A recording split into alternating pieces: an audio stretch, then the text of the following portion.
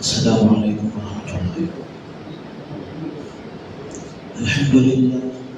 الحمد لله نحمده ونستعينه ونستغفره ونؤمن به ونتوكل عليه ونعوذ بالله من شرور أنفسنا ومن سيئات أعمالنا، من يهده الله فلا مضل له ومن يضلل فلا هادي له، ونشهد أن لا إله إلا الله وحده لا شريك له، ونشهد أن سيدنا ومولانا محمدا عبده ورسوله. أما بعد فأعوذ بالله من الشيطان الرجيم. بسم الله الرحمن الرحيم. يا أيها الذين آمنوا قوا أنفسكم وأهليكم نارا وقودها الناس والحجارة عليها ملائكة غلاظ شداد لا يعصون الله ما أمرهم ويفعلون ما يؤمرون. صدق الله العظيم وصدق رسوله النبي الكريم، ونحن على ذلك لمن الشاهدين والشاكرين، والحمد لله رب العالمين. رب اشرح لي صدري ويسر لي أمري واحلل عقدة من لساني يفقه قولي. اللهم صل على سيدنا محمد وعلى آل سيدنا محمد وبارك وسلم. اللهم صل على سيدنا محمد وعلى آل سيدنا محمد وبارك وسلم. اللهم صل على سيدنا محمد وعلى آل سيدنا محمد وبارك وسلم. محترم بزرگوں اور عزیز دوست،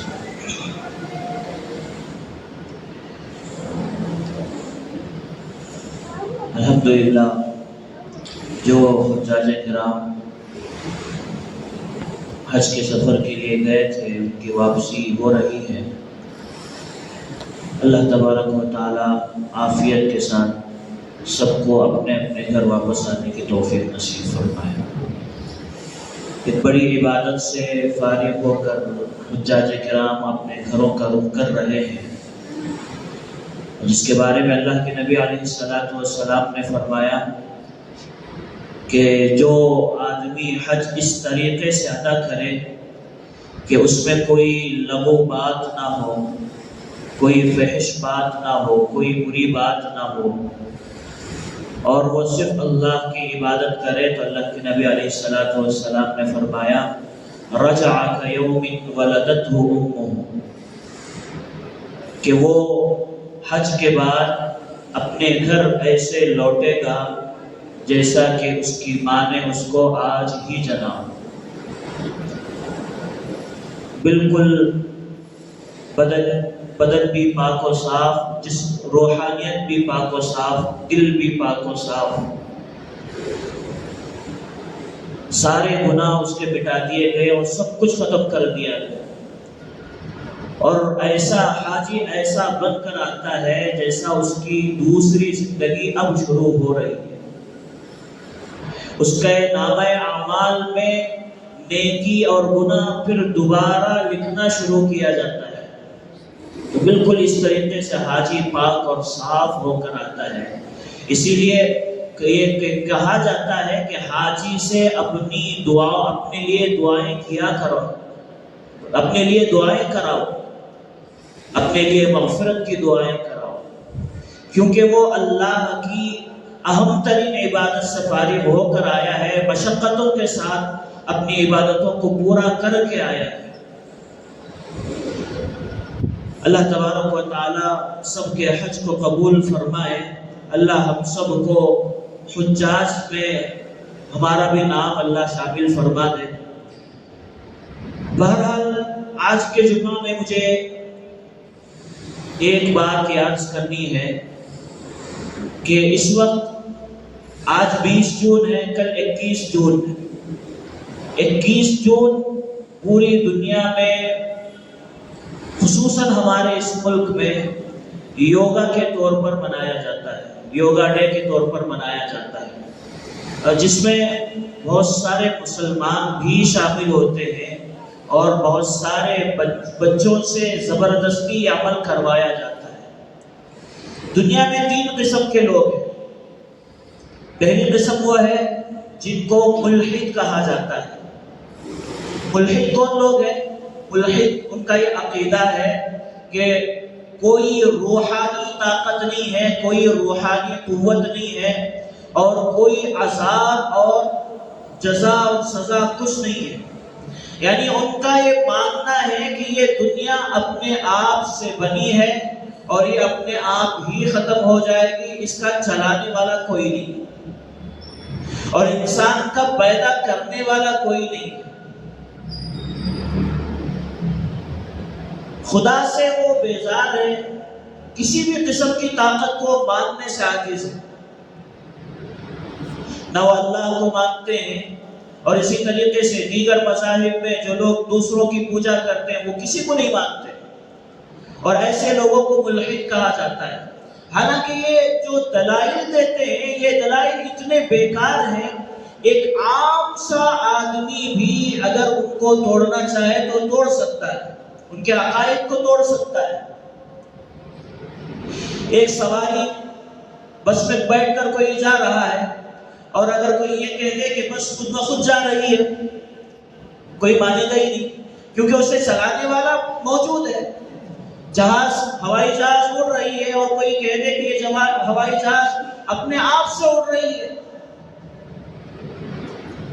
ہماری عقل تسلیم ہی نہیں کرتی کہ اس کے اڑانے والا اور اس کا چلانے والا کوئی موجود ہے، تبھی تو یہ ہوائی جہاز اڑ رہی ہے، یہ سواریاں چل رہی ہے۔ تو ایسے لوگوں کو ملحد کہا جاتا ہے، اور یہ جو ملحد لوگ ہیں بس یہ چاہتے ہیں کہ ہمارے اوپر کوئی پابندی نہ رہے، ہمارے اوپر کوئی رول کرنے والا نہ رہے، حکومت کرنے والا نہیں ہے، ہمارے اوپر ایسی کوئی چیز نہ ہو جس سے ہم اپنی خواہشات کو پورا کرنے سے پیچھے ہٹ سکیں۔ جیسے مسلمان ہیں، اسلام ہے، اسلام میں کہا جاتا ہے کہ گناہ نہ کرو، فلاں گناہ نہ کرو، قتل نہ کرو، چوری نہ کرو، زنا نہ کرو۔ اس کی سزا کیا ہے؟ اللہ تبارک و تعالیٰ نے جہنم بنائی ہوئی ہے، اور یہ گناہ کی یہ سزا ہے، یہ سزا ہے، یہ وعیدیں ہیں، اللہ کی ناراضگی ہے۔ اور اگر یہ سارے سزائیں اور وعیدیں سنائی جائیں گی تو وہ اپنی خواہش پہ عمل کیسے کرے گا؟ تو اس لیے ایک بڑا طبقہ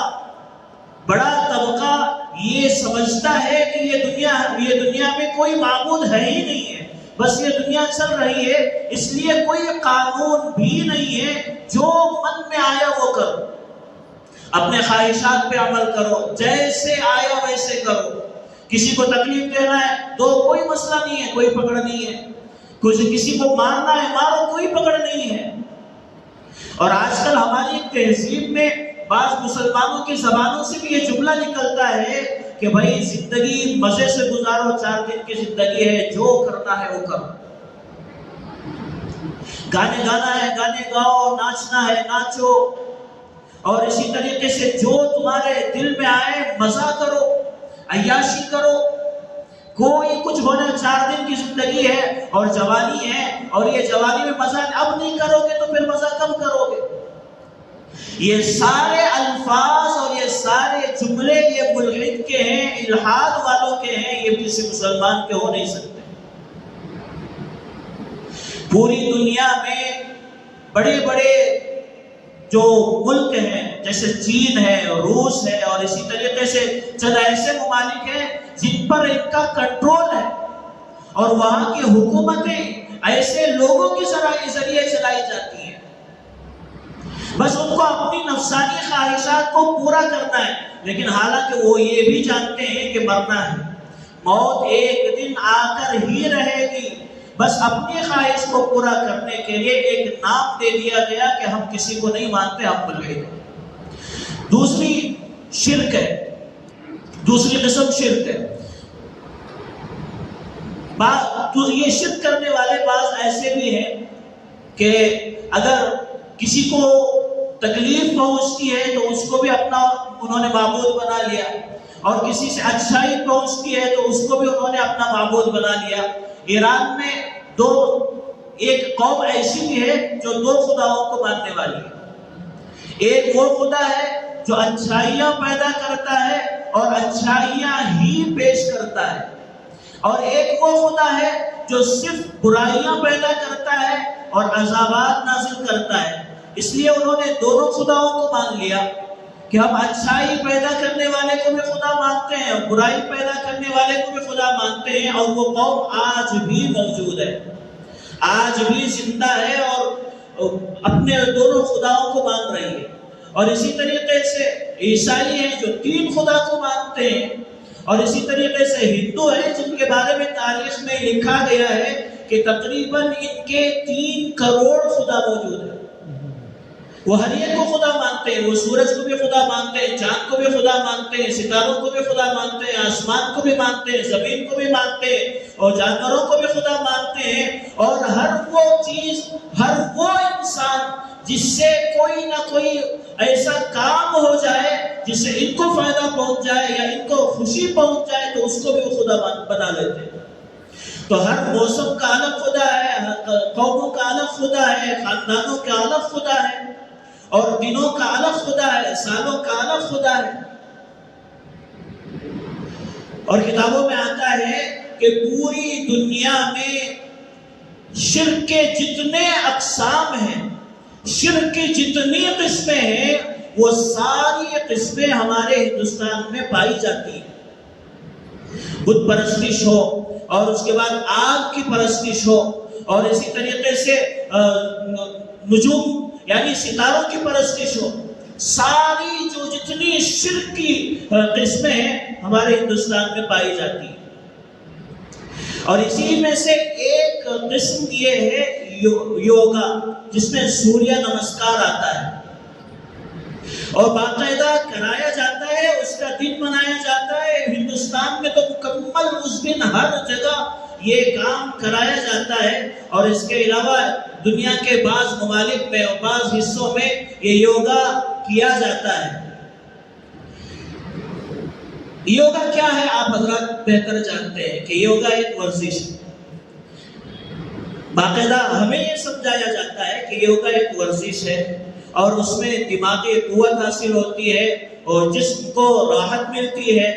تو یہ باقاعدہ ہمیں بتایا جاتا ہے اور کرایا جاتا ہے، اور بعض مسلم جن کو مسلم لیڈران کہا گیا ہے، آج سے 3-4 سال پہلے جب اس پر شدید ایک بحث چھڑی تھی تو اس میں یہ بتایا گیا کہ یوگا ایسا ہی ہے جیسے نماز ہے۔ یوگا میں جو چیزیں کرائی جاتی ہیں، جھکنا ہے اور بیٹھنا ہے، اور جس طریقے سے کی جاتی ہے مسلمان بھی کرتے ہیں، مسلمان بھی نماز پڑھتے ہیں، وہ بھی ایک قسم کی ورزش ہے، وہ بھی ایک قسم کا یوگا ہی ہے۔ اللہ معاف فرمائے، یہ ہرگز ایسا ہو ہی نہیں سکتا۔ پہلی بات تو یہ ہے کہ نماز کوئی ورزش کا نام نہیں ہے، نماز عبادت ہے، اللہ کی عبادت ہے، اور خالص اللہ کی عبادت ہے، جس میں اللہ کے سامنے سر جھکایا جاتا ہے۔ اور اسلام کا عقیدہ یہ ہے کہ جب ہم لا الہ الا اللہ کہتے ہیں، اللہ کے سوا کوئی معبود نہیں ہے، صرف اللہ ہی ہمارا خدا ہے، تو اللہ ہی کے سامنے ہمیں جھکنا ہے۔ وہی وحدہ لا شریک لہ ہے، اس کے ساتھ کوئی کسی کو ہم شریک نہیں کرتے، کسی کے سامنے نہیں جھکتے۔ یہاں تک کہ اللہ کے نبی علیہ السلام نے یہ حکم فرمایا کہ مجھے سجدہ نہ کرو، میرے سامنے جھکا نہ کرو۔ اور ہم دنیا میں سب سے زیادہ جس کی عزت کرتے ہیں، جس کا احترام کرتے ہیں، اور جس کا ہمارے اوپر ایک بڑا احسان ہے اور ہم اس کے ساتھ حسن سلوک کرتے ہیں، وہ ہمارے ماں باپ، ہماری ماں ہے جو ہمیں پال پوس کر بڑا کرتی ہے، ہماری تربیت کرتی ہے اور ہمارے بارے میں روتی ہے۔ اتنی عظیم انسان اگر چاہیے تو یہ تھا کہ اس کو بھی سجدہ کیا جاتا، لیکن اللہ کے نبی علیہ السلام نے فرمایا کہ انسان کو اللہ کے علاوہ کسی کے سامنے سجدہ ناجائز نہیں ہے. یہاں تک کہ ایک حدیث میں ہے کہ اگر اللہ کے علاوہ کسی کو سجدہ کرنے کی اجازت اگر ہوتی تو میں عورتوں سے کہتا کہ وہ اپنے شوہروں کو سجدہ کریں. ایک چیز اس میں یہ سمجھ میں آتی ہے کہ اللہ تبارک و تعالیٰ نے شوہر کو ایک مقام عطا کیا ہے. تو اللہ کے نبی علیہ السلام نے فرمایا کہ اگر سجدہ کرنے کی اجازت ہوتی اللہ کے علاوہ تو میں عورتوں سے کہتا کہ وہ اپنے شوہروں کو سجدہ کریں، لیکن اجازت نہیں ہے. اور پوری امت مسلمہ اپنے سب سے بڑا محسن اللہ کے نبی علیہ السلام کو ہم مانتے ہیں. اور حدیث میں آتا ہے کہ اللہ کے نبی علیہ السلام سے محبت کامل ایمان ہے. کیسی محبت؟ اپنے اولاد سے زیادہ محبت کرنا، اپنے والدہ سے زیادہ محبت کرنا، اپنی جان سے زیادہ اللہ کے نبی علیہ السلام سے محبت کرنا، یہ کامل ایمان کا درجہ ہے. ایسے محسن انسانیت کو بھی ہم سجدہ نہیں کر سکتے. کیوں؟ اسلام اس کی اجازت نہیں دیتا. اور آپ یہ کہتے ہیں کہ یہ یوگا ایک ورزش ہے، جس طریقے سے آپ نماز پڑھتے ہیں اور آپ رکوع کرتے ہیں، آپ سجدہ کرتے ہیں، یہ بھی ایسا ہی ہے. جب 4 سال پہلے بات چلی تو اس میں ایک بات یہ بھی چلی کہ جب لوگوں نے کہا کہ یوگا نماز جیسا ہے تو باقاعدہ ہندو مذہب کے بڑے بڑے لیڈروں نے اس کی مخالفت کی. انہوں نے کہا کہ یوگا نماز جیسا نہیں ہو سکتا، یوگا ایک خالص ہندو عقیدے کا ایک جز ہے. اور جو کتابیں ہندو مذہب کی لکھی گئی ہیں، جو وید ہے، اس میں باقاعدہ ایک چیپٹر یوگا کے بارے میں موجود ہے. اور یہ اس کی شروعات کہاں سے، یہ ساری ڈیٹیلز وہاں پر موجود ہے. اور ان کا کہنا یہ ہے کہ یہ کسی اور مذہب کا نہیں ہے، یہ ہندو مذہب کا ایک خاص عبادت ہے، ایک خاص عقیدہ ہے. اور جس سے ہمارے مسلمانوں میں اور خصوصاً ہمارے اس ملک میں زبردستی کرایا جاتا ہے. سوریہ نمسکار ہے، اور اسی طریقے سے بعض ایسے شرکیہ الفاظ بھی زبان سے نکالے جاتے ہیں یا ادا کرائے جاتے ہیں، بول کر نکالا جاتا ہے، جس سے ایک مسلمان اپنے عقیدے سے نکل جاتا ہے، اپنا اسلام سے خارج ہو جاتا ہے. اللہ حفاظت فرمائے.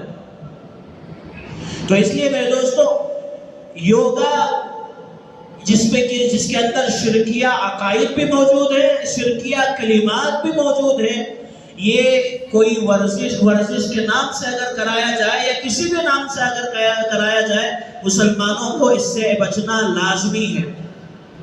اگر آپ کو ذہنی قوت حاصل کرنا ہے، ذہنی راحت حاصل کرنا ہے، ذہنی سکون حاصل کرنا ہے، تو اسلام کہتا ہے قرآن مجید کی تلاوت کرو. آپ قرآن مجید کی تلاوت کرو، اللہ تبارک و تعالیٰ اس سے دلی اطمینان نصیب فرماتا ہے. الا بذکر اللہ تطمئن القلوب. اللہ کے ذکر میں سب سے زیادہ اطمینان ہے اور دلوں کو سب سے زیادہ راحت ملتی ہے. اور قرآن سے بڑھ کر کوئی بڑا ذکر ہو نہیں سکتا. اللہ کا ذکر کرے، اللہ کو یاد کرے، کونے میں بیٹھ کر مراقبہ کرے، آنکھیں بند کر کے اللہ کو یاد کرے، اللہ کا ذکر کرے. اس سے روحانی طاقت اور روحانیت بھی مضبوط ہوتی ہے، دلوں کو اطمینان بھی حاصل ہوتا ہے، اور اس کے اندر اجر بھی اللہ تبارک و تعالیٰ عطا فرماتے ہیں. کتنے مسلمان بچے ایسے ہیں جو غیروں کے اداروں میں جاتے ہیں، غیروں کے اسکول میں جاتے ہیں، کالجوں میں جاتے ہیں، اور جن سے باقاعدہ یہ کرایا جاتا ہے، اور جو بچے یہ نہیں کرتے باقاعدہ ان کو ٹارگٹ کیا جاتا ہے، اور لازمی طور پر بچوں سے یہ ساری چیزیں کرائی جاتی ہیں. تو اس لیے میرے دوستو، اپنے بچوں کی حفاظت کریں. جو خطبے میں نے آیت پڑھی ہے، شاید اس سے پہلے کئی مرتبہ اس آیت کو آپ نے سنا بھی ہے، یا ایھا الذین آمنوا قوا انفسکم واہلیکم نارا، اے ایمان والو اپنے آپ کو اور اپنے اہل و عیال کو جہنم کی آگ سے بچاؤ۔ آج یہی ہو رہا ہے کہ ہم اپنے بچوں کو آنکھ بند کر کے اسکول بھیجتے ہیں، کالج بھیجتے ہیں، وہاں پر کیا کیا کرایا جاتا ہے، اور روزانہ جو اسمبلی ہوتی ہے اس اسمبلی میں ہر دن بعض اسکولوں میں مسلمان بچوں کی زبانوں سے بھی باقاعدہ پریئر کرایا جاتا ہے، ان کی مذہبی کتابیں پڑھائی جاتی ہیں، کچھ شرکیہ کفریہ جملے بچوں کو سکھائے جاتے ہیں۔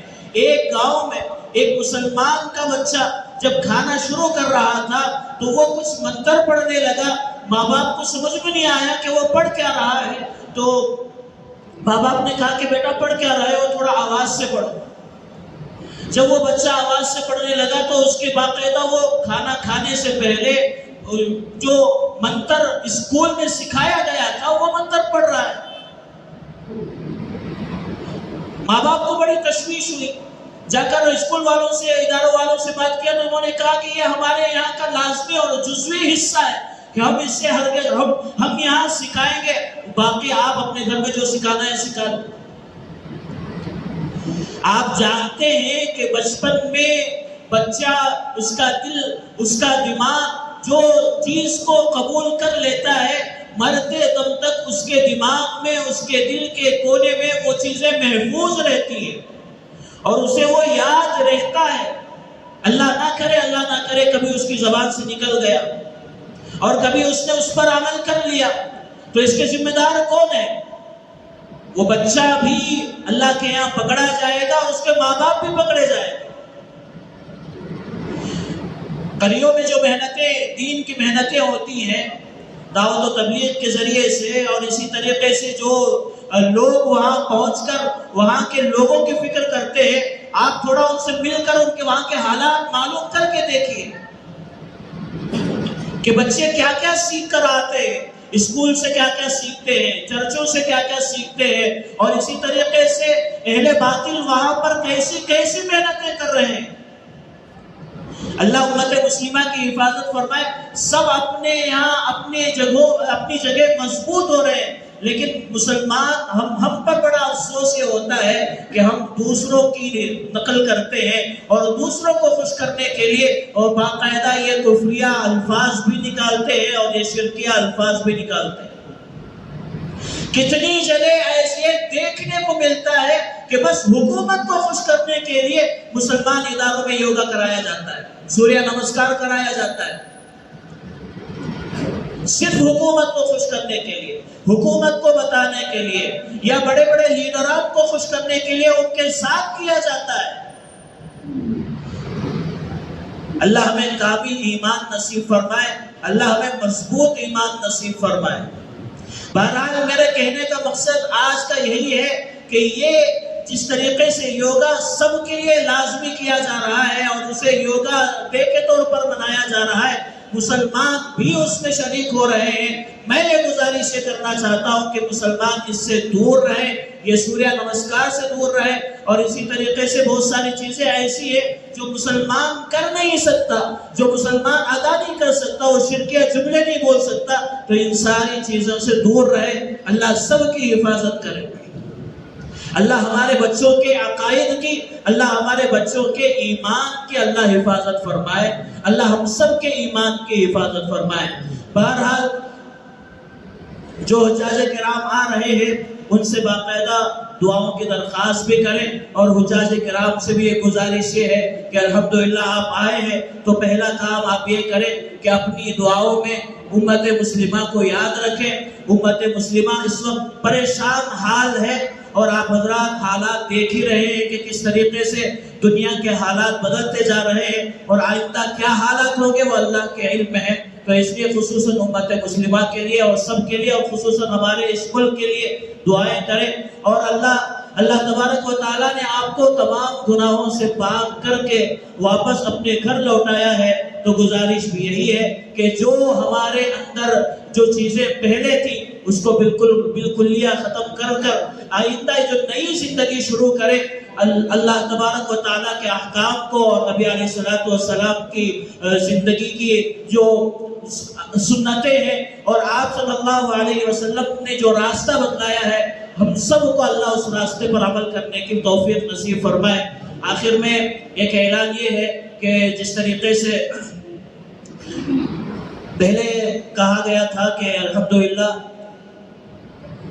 ہمارے یہاں مستورات کے لیے باقاعدہ ایک کلاس شروع کی جا رہی ہے، جس سے جو مستورات پڑھنا چاہتی ہیں، قرآن پڑھنا چاہتی ہے، اور اسی طریقے سے جو مسائل ہیں ان مسائل کے لیے باقاعدہ ایک کلاس شروع ہونے والی تھی۔